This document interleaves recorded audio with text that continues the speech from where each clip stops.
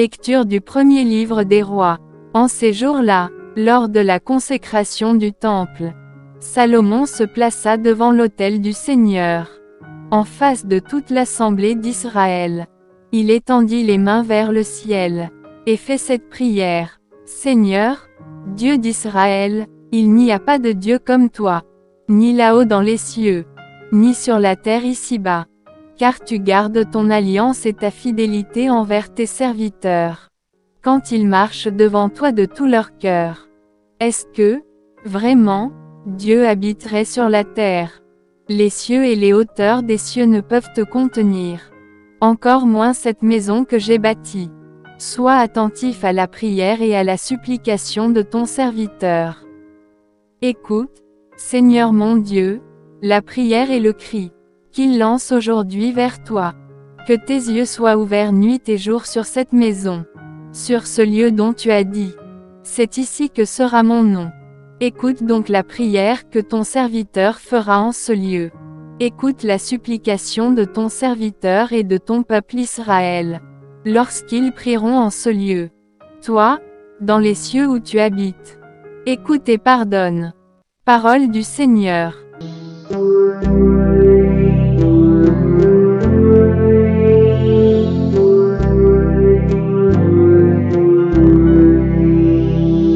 Mon âme s'épuise à désirer les parvis du Seigneur.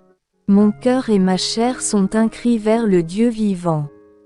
L'oiseau lui-même s'est trouvé une maison, et l'hirondelle, un nid pour abriter sa couvée. Tes autels, Seigneur de l'univers, mon roi et mon Dieu. Heureux les habitants de ta maison, ils pourront te chanter encore. Dieu, vois notre bouclier, regarde le visage de ton Messie. Oui, un jour dans tes parvis en vaut plus que 1000.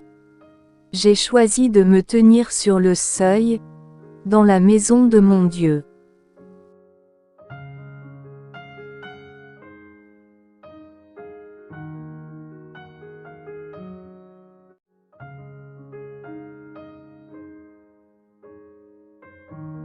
Évangile de Jésus-Christ selon saint Marc. En ce temps-là, les pharisiens et quelques scribes, venus de Jérusalem, se réunissent auprès de Jésus, et voient quelques-uns de ses disciples prendre leur repas avec des mains impures, c'est-à-dire non lavées. Les pharisiens en effet, comme tous les Juifs, se lavent toujours soigneusement les mains avant de manger, par attachement à la tradition des anciens, et au retour du marché. Ils ne mangent pas avant de s'être aspergés d'eau, et ils sont attachés encore par tradition à beaucoup d'autres pratiques. Lavage de coupes, de carafes et de plats. Alors les pharisiens et les scribes demandèrent à Jésus, « Pourquoi tes disciples ne suivent-ils pas la tradition des anciens? Ils prennent leur repas avec des mains impures. » Jésus leur répondit, « Isaïe a bien prophétisé à votre sujet, hypocrite. Ainsi qu'il est écrit, ce peuple m'honore des lèvres, mais son cœur est loin de moi. C'est en vain qu'ils me rendent un culte, les doctrines qu'ils enseignent ne sont que des préceptes humains.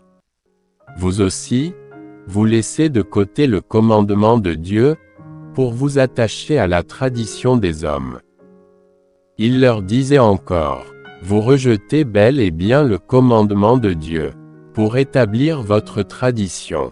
En effet, Moïse a dit, « Honore ton père et ta mère. » Et encore, « Celui qui maudit son père ou sa mère sera mis à mort. » Mais vous, vous dites, « Supposons qu'un homme déclare, à son père ou à sa mère, les ressources qui m'auraient permis de t'aider son corban, c'est-à-dire dont réservé à Dieu, alors vous ne l'autorisez plus à faire quoi que ce soit pour son père ou sa mère.